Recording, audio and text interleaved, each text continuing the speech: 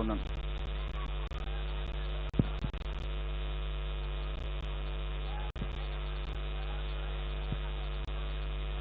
తెలంగాణ రైతాంగం పడుతున్నటువంటి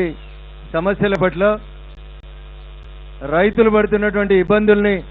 ప్రభుత్వం దృష్టికి తీసుకొచ్చి ప్రభుత్వం కళ్ళు తెరిపియాలనేటువంటి ఒక మంచి లక్ష్యంతో గౌరవనీయులు భారతీయ జనతా పార్టీ శాసనసభ పక్ష నాయకులు ఏలేటి మహేశ్వర్ రెడ్డి గారి ఆధ్వర్యంలో 24 గంటల పాటు రైతుల పక్షాన దీక్ష చేసి రాష్ట్ర ప్రభుత్వం కళ్ళు తెరిపించాలనే లక్ష్యంతో ఏర్పాటు చేసినటువంటి దీక్ష కార్యక్రమంలో వేదిక మీద ఉన్నటువంటి భారతీయ జనతా పార్టీ గౌరవ పార్లమెంట్ సభ్యులు కొండ విశ్వేశ్వరరెడ్డి గారు, గడం నగేష్ గారు, శ్రీమతి డికే అరుణ గారు, ధర్మపురి అరవింద్ గారు, ఈటల రాజేందర్ గారు, గౌరవ శాసనసభ్యులు పాల్వాయి హరీష్ బాబు గారు, శాసన మండలి సభ్యులు ఏవిఎన్ రెడ్డి గారు, రామారావు పటేల్ గారు, ధన్పాల్ సూర్యనారాయణ గారు, గౌరవనీయులు వేదిక మీద ఉన్నటువంటి మాజీ పార్లమెంట్ సభ్యులు, మాజీ మంత్రివర్యులు, మాజీ ఎమ్మెల్యేలు, మాజీ ఎమ్మెల్సీలు, మాజీ జెడ్పీ చైర్మన్లు, గౌరవ కార్పొరేటర్లు, వివిధ జిల్లాల నుంచి ఇక్కడికి విచ్చేసినటువంటి భారతీయ జనతా పార్టీ జిల్లా అధ్యక్షులు, రైతు బాంధవులు, రైతు మిత్రులు, రైతు రాజ్యం రావాలని రైతు శ్రేయస్సు కోసం మహేశ్వర్ రెడ్డి గారు చేపట్టినటువంటి 24 గంటల దీక్ష విజయవంతం కావాలనేటువంటి లక్ష్యంతో అన్ని జిల్లాల నుంచి, అన్ని నియోజకవర్గాల నుంచి ఇక్కడికి తరలి వచ్చినటువంటి రైతన్నలకి, ప్రింట్ ఎలక్ట్రానిక్ మీడియా మిత్రులందరికీ కూడా పేరు పేరున రైతు దీక్ష పక్షాన శుభాకాంక్షలు, అభినందనలు తెలియజేస్తా ఉన్నాను. దయచేసి వేదిక మీద ఉన్నటువంటి పెద్దలు, వేదిక మీద ఉన్నటువంటి కార్యకర్త బంధువులు అర్థం చేసుకోవాల్సింది, ఈ దీక్ష 24 గంటలు కొనసాగుతుంది కాబట్టి దయచేసి దీక్షను దీక్షలాగా కొనసాగించేందుకు వేదిక మీద ఉన్నటువంటి పెద్దలకి సహకరించాల్సిందిగా మీకు అందరికీ కూడా సవినయంగా అప్పీల్ చేస్తా ఉన్నాం. ఎద్దేడ్చిన వ్యవసాయం, రైతు ఏడ్చినటువంటి రాజ్యం బాగుపడదని చెప్పి తెలంగాణ పల్లెటూర్లలో ఒక నానుడి ఉంటుంది. చంద్రశేఖరరావు తెలంగాణ రాష్ట్రం ఏర్పాటైన తర్వాత 10 సంవత్సరాల పాటు అనేక రకాలైనటువంటి హామీలు ఇచ్చి రైతన్నల్ని మోసం చేస్తే వేల సంఖ్య లోపల రైతులు ఆత్మహత్య చేసుకున్నారు. ఇది నిజం, నగ్న సత్యం. కానీ ఏ రోజు కూడా చనిపోయిన ఏ రైతు కుటుంబాన్ని పరామర్శించినటువంటి టీఆర్ఎస్ ఎలియాస్ బీఆర్ఎస్ పార్టీ నాయకులు నిన్నయాల సన్నాయి నొక్కులు నొక్కుతూ ఊర్లో పట్టి తిరుగుతా ఉన్నారు. నేనొకటి ఆనాటి ప్రభుత్వాన్ని ఒక విషయం అడగదలుచుకున్నా, ఈ రోజున్న ప్రభుత్వాన్ని కూడా ఒక మాట అడగదలుచుకున్నా.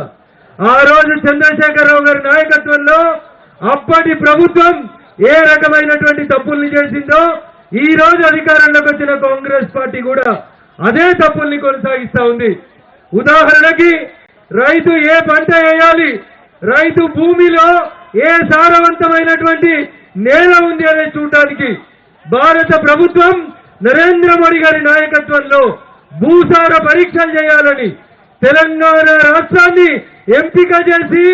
సుమారు 1200 కోట్ల రూపాయల్ని భూసార పరీక్షల కోసం ఇస్తే 10 ఏళ్ల అధికారంలో ఉన్నటువంటి చంద్రశేఖరరావు ప్రభుత్వం ఈ రోజు దాకా ఒక్క జిల్లాలో కూడా రైతన్నలకి భూసార పరీక్షలు చేసి సాయిల్ హెల్త్ కార్డు ఇవ్వనటువంటి దుర్మార్గమైనటువంటి ప్రభుత్వం నాటి చంద్రశేఖరరావు గారి ప్రభుత్వం అయితే అధికారంలోకి వచ్చిన 10 నెలలలో ఇప్పుడు వీళ్ళు పైలట్ ప్రాజెక్ట్ అని జిల్లాకు ఒక మండలాన్ని ఎంపిక చేసి ఇంకా మీనమేషాలు లెక్క పెడుతున్నారు తప్ప రైతులకి తన భూమిలో ఏ పంట వేస్తే ఎంత సారవంతమైనటువంటి నేల ఉంది, ఎంత దిగుబడి వస్తుంది, రైతన్న ఆత్మహత్య చేసుకోవద్దంటే ఏ రకమైనటువంటి పంటలు వేయాలనేటువంటి విషయంలో నరేంద్ర మోడీ గారికి ఉన్నటువంటి దూరదృష్టిని గత 11 సంవత్సరాలుగా తెలంగాణ రైతన్నలకు అందకుండా నాడు బీఆర్ఎస్ నేడు కాంగ్రెస్ రెండు కూడా ద్రోహం చేస్తా ఉన్నాయనేటువంటి విషయాన్ని మనం ప్రజలలోకి తీసుకెళ్లాల్సినటువంటి అవసరం ఉంది. ఇకపోతే రెండో విషయం, రైతన్న పంట వేసిన తర్వాత ఎక్కడన్నా పంట నష్టపోయి రైతుకు నష్టం జరగకూడదని ఫసల్ బీమా యోజన పేరిట నరేంద్ర మోడీ గారు ముందు చూపుతోటి రైతన్నల్ని దృష్టిలో పెట్టుకొని దేశవ్యాప్తంగా ఫసల్ బీమా పథకాన్ని తీసుకొస్తే ఎక్కడ మోడీ గారికి పేరు వస్తుందో అని గత ప్రభుత్వం 10 ఏళ్లు అమలు చేయలేదు. ఫసల్ బీమాని తెలంగాణలో ఆచరణలోకి తీసుకురాంది తెలంగాణలో చంద్రశేఖరరావు గారు అయితే అదే బాటలో రేవంత్ రెడ్డి గారు కూడా నడుస్తా ఉన్నారు. కాబట్టి నాటి టిఆర్ఎస్ పార్టీ 10 సంవత్సరాల్లో ఎంత బదనామైందో 10 నెలలలో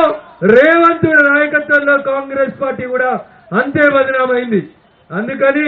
ఆ రెండు ప్రభుత్వాలకి భిన్నంగా ప్రతి చేనుకి నీరు, ప్రతి రైతుకి చేతికి పని ఇవ్వాలనేటువంటి లక్ష్యంతో భారతీయ జనతా పార్టీ నరేంద్ర మోడీ గారి నాయకత్వంలో